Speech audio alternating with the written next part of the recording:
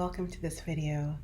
My name is Dr. Tumi Johnson, and I am excited to share in this video with you how I recommend you read food labels to maximize your healthiest selection when you are making food choices.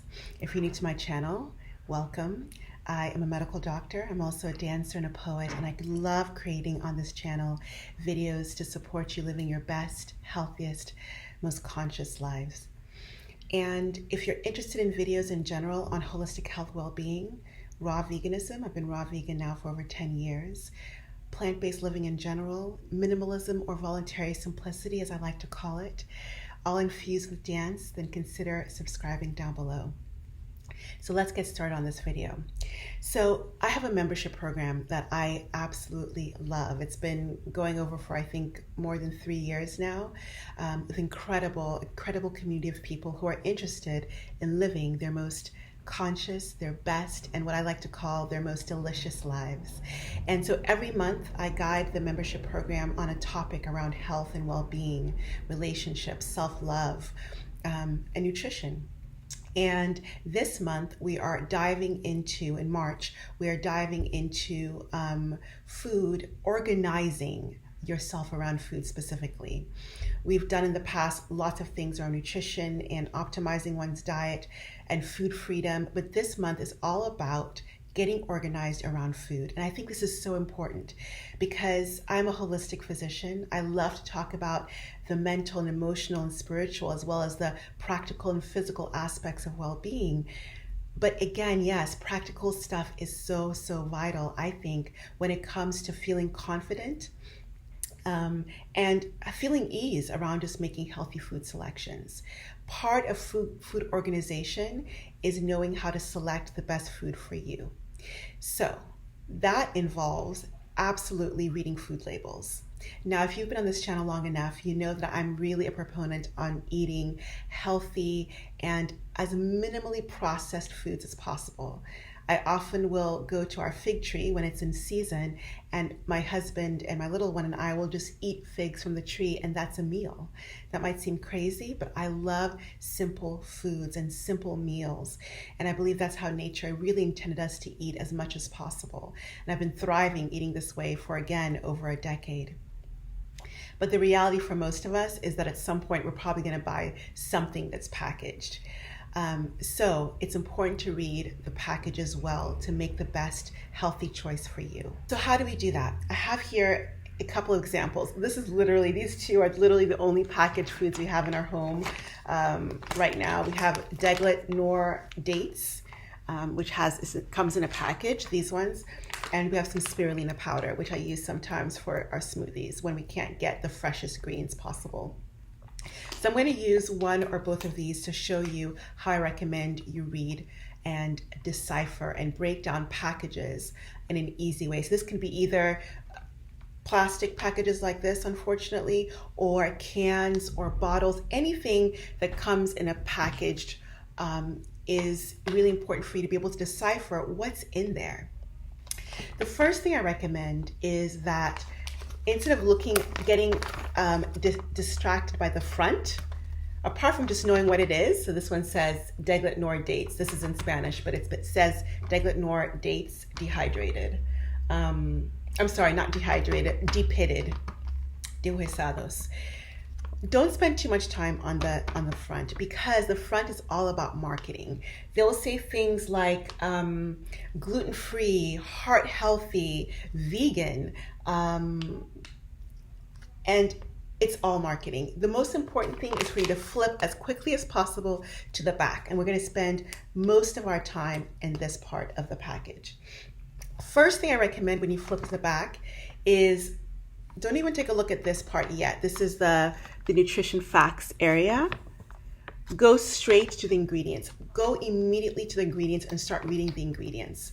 And understand that when you read the ingredients, the first ingredient that's listed is the thing that is the most in it. So that the highest amount that's in that ingredient, that's in that food, comes first. So basically, percentage of the food, of what's in that food, starts with the first ingredient and then goes down as it becomes less and less in the food. I hope that's making sense. So for example, if you have a cereal, you buy a cereal, and the first thing you see there is sugar, that means that the biggest component of the cereal is sugar. So here, my ingredients say deglet nor dates, organic from California, dried in the sun. So that's it. That's the only ingredient in here, and that's super important. If you're seeing ingredients like monosodium glutamate, other sodium derivatives, which could also be MSG, or any other thing that you can't pronounce or you're just not sure what it is, be very careful before buying that. So take a look at the ingredients first thing. I'm going to look at the spirulina here. Same thing, spirulina algae is the only ingredient. So you want to look for things in my book that have the fewest amount of ingredients, which will optimize proper digestion. I'll plug in right now, Digestifier, have a whole healing poem dance, including holistic health tips for optimizing digestion, and it's called Digestifier. You can check that out in the link in the description box below. One of the tips, the simplest tips for optimizing digestion is not trying to pile too many ingredients into your meal. And so look at the package to make sure there are not too many ingredients. So number one is to look at the ingredient list.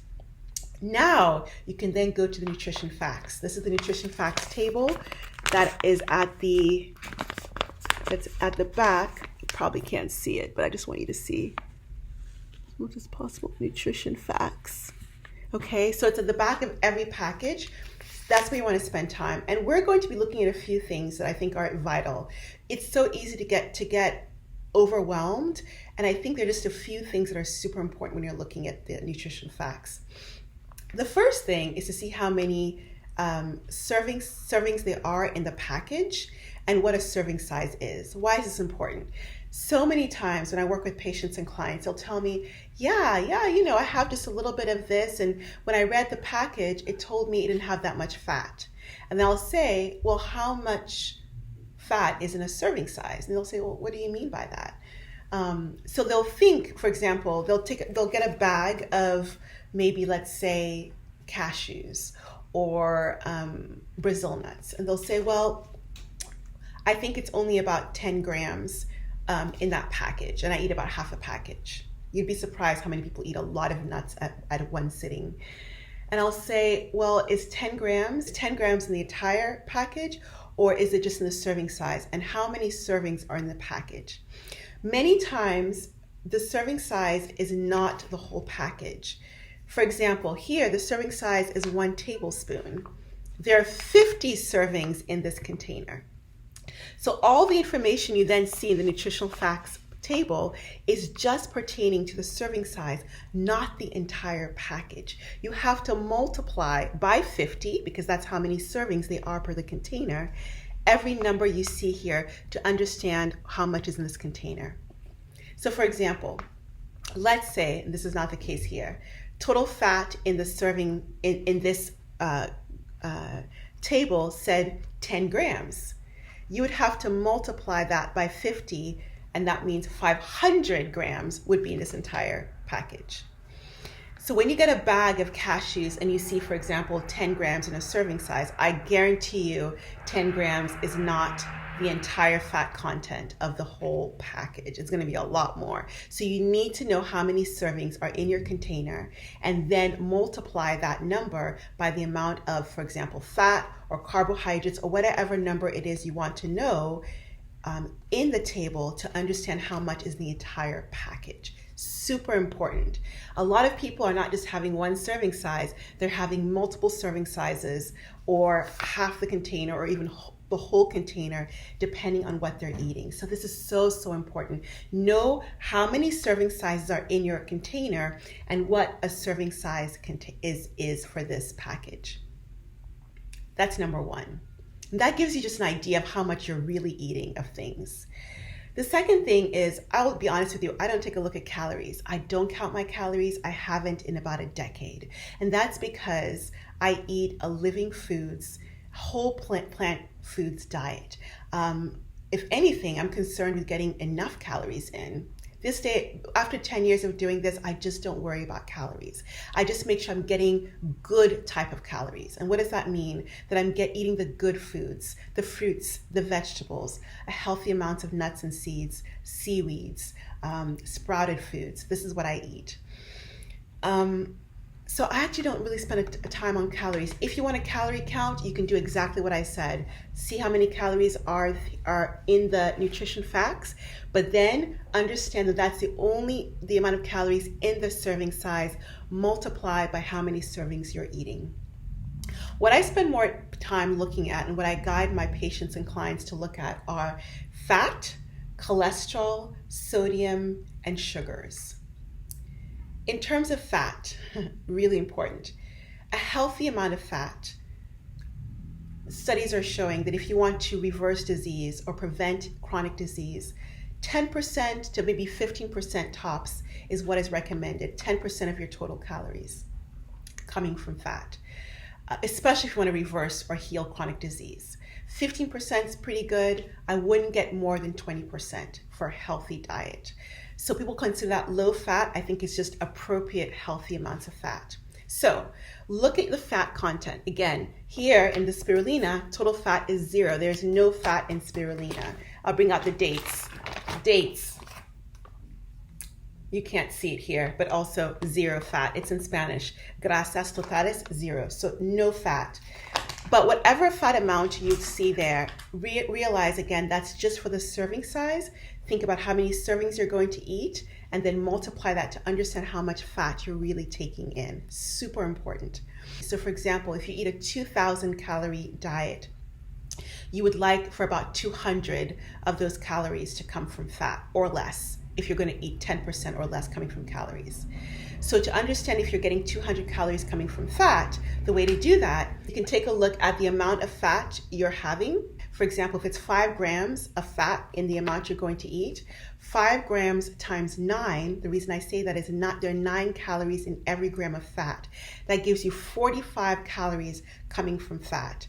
Divide that by the amount of calories you're going to take in, and that gives you the percentage of calories coming from fat you'll be taking in. Don't make it too complicated. In general, if you see that you're going to be eating 40 grams of fat from just the serving you're eating, it's probably too much fat in that food. Dial down the amount of servings or get a food that's lower in fat, like dates. The second thing I recommend you look at is cholesterol. And frankly, I just recommend you have no added dietary cholesterol. You will not get dietary cholesterol if you eat a plant foods diet. Cholesterol is only found in animal products, cheese, dairy, yogurt, definitely all meats and fishes and seafood. So I recommend, as a physician of now more than, I think it's 20 years coming up now, the data is very clear that dietary cholesterol, added dietary cholesterol, really does a bad number on heart health and even brain health, kidney health, because of those plaques it begins to form in our arteries. So avoid dietary cholesterol. We make our own cholesterol as Homo sapiens, as human beings. You do not need any added cholesterol. So the number really should be 0 is my point when you're looking at cholesterol. The third thing I recommend you look at is sodium, especially if you struggle with high blood pressure or kidney issues or heart disease or diabetes or weight struggles if you're overweight. You want your sodium to be low. All of us really should be having lowish sodium, and that's, in my book, is 2,000 milligrams or more, or less, excuse me. The RDA, recommended daily allowance, is 2,300 milligrams a day. I think 2,000 is more than enough. And if you're struggling with heart disease, kidney disease, diabetes, I recommend even less than that, depending on the severity of the disease you are struggling with. So look at the sodium. Go to sodium and check out how many grams are in, or milligrams, should be milligrams, because again, RDA is 2,300 milligrams. You want that amount in your food to be way less than that. And in general, what I would say is if the percentage daily is 4% or less, you're probably good to go. So if you go back to the percentage daily and it looks like 4% or less, you're good. Spirulina has 2% or less. it's going to be a low sodium food. And if I look at the actual amount of milligrams, 45 milligrams in a tablespoon of spirulina. I'm not going to have too much sodium with this food because I'm not going to have more than a tablespoon of spirulina, right? So that's a low sodium food. Beware of things that say reduced sodium, because it doesn't mean that it's low sodium. Reduced sodium, it just means that it's lower compared to the usual amount of sodium in that food. Here's an example. Soy sauce. Soy sauce can have a ton of sodium.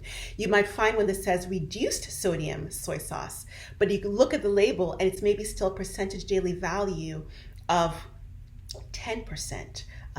Or something like that. That's too much sodium. You just want to be really aware of the amount of sodium you're taking in and not get waylaid or distracted again by things that say reduced sodium. Look for low sodium and look at the actual numbers. And then the last thing I'll say is to look at sugar. And frankly, I recommend that you want to look for if there's any added sugar. So here in dates, there's 63 grams of sugar in dates. But I don't really care because the type of sugar in dates is whole fruit type of sugar. This acts very differently in the body than processed or added sugar. Right underneath there, it says added sugar, azúcares añadidos, 0 grams. There's no added sugar in this food. That's really important. So the type of sugar you're getting is really, really important. And I should also say, going back to fat, the type of fat is also important to look at. You want 0 trans fats and you want minimal saturated fats in general.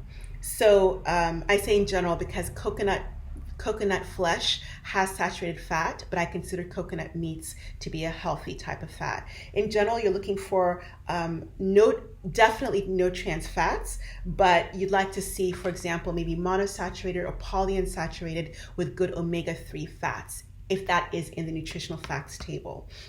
A lot of times there's not that breakdown. They just say polyunsaturated fat without telling you if it's omega-3 rich or omega-6. So just take a look at the overall fat content and then try to minimize saturated fat and definitely look for 0 trans fats. 0 trans fats are the worst really type of fat you want to be putting into your body. They're not healthy, they're not natural. And so that is a kind of quick and dirty way of quickly looking at, when you're shopping, anything that's packaged, to read the food label. I cannot stress how important this is because it makes a huge difference in what you're taking into your body. If you're looking for more help and more support in how to organize yourself around food, buying healthy foods, shopping, if you want to know what my shopping frequency is, how I navigate shopping to always have healthy foods available for me and my beloved child and my beloved husband, also storaging and preparing food prep, then consider joining our community in the description box down below, joining my membership program called Your Delicious Life. You can stay for just this month if you want to, and stay for just this month as we dive into this whole topic. But I will share with you, most people who join do not stay 1 month. They stay a lot longer. You don't have to, but they stay a lot longer because there's so much amazing information in the membership program. And you can archive back into everything I've shared with you, including Q&A videos I do with my members, including personal vlogs where I take them behind the scenes and share with them personal information on how I live my best life. Including healing dances, including meditations that I record for them. So there's a wealth of material for you if you're wanting to have more feedback from me, support from me, guidance by me. I'm not able to always upload a video onto YouTube every week. I'm pretty busy and I have a beautiful and busy life, but my members get frequent support from me. Every week I'm posting, and then I'm also responding to them. So check out Your Delicious Life. That's the name of my membership program. I'll leave a link to that in the description box below. And whether or not you're interested in that, I hope you do check out Digestive Fire. It is free unless you want to donate. And again, that's a healing poem dance to support you in optimizing your best digestive health. What else to share with you? I think that's it for today, but I just want to send you so much love and support wherever you are in the world. Let me know down in the comments below what your struggles are around food preparation and storage and being organized. And If you enjoyed the video, please give it a thumbs up. Share it with anyone you benefit. I think this information around food label reading is so, so important and empowering when you understand it. And subscribe for more videos like this if you're interested. Take care. I'll see you in the next one.